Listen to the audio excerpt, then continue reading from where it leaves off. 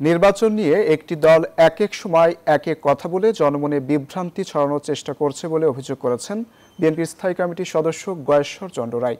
সোমবার বিকেলে রাজধানীর উত্তরায় বিএনপির সহযোগিতায় শিক্ষাভিত্তিক সামাজিক যোগাযোগ মাধ্যম ফ্লাইবুকের উদ্বোধনী অনুষ্ঠানে এ অভিযোগ করেন তিনি। বলেন, দেশের স্বার্থে 2026 সালের ফেব্রুয়ারিতে নির্বাচন আয়োজনের কোনো বিকল্প নেই।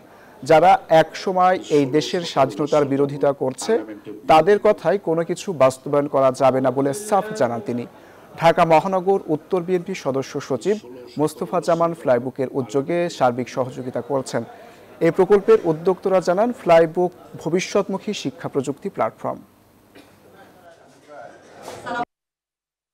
যে নির্বাচন নিয়ে একটি অংশ এক এক সময় এক একটু কথা বলে, কখনো কখনো চ্যালেঞ্জ করে, কখনো কখনো বিদ্যাঙ্গুল দেখায়, এই শক্তিটা পায় কি?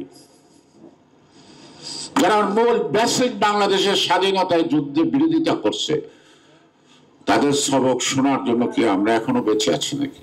এক্সট্রিম মশার কয়েল প্ল্যান্ট ফাইবার দিয়ে তৈরি, তাই সহজে ভাঙে না, সুগন্ধিযুক্ত ও নিরবিচ্ছিন্নভাবে জ্বলে। ডেঙ্গু, চিকুনগুনিয়া বাহি সহ যে কোনো মশার বিরুদ্ধে দেয় এক্সট্রিম সুরক্ষা।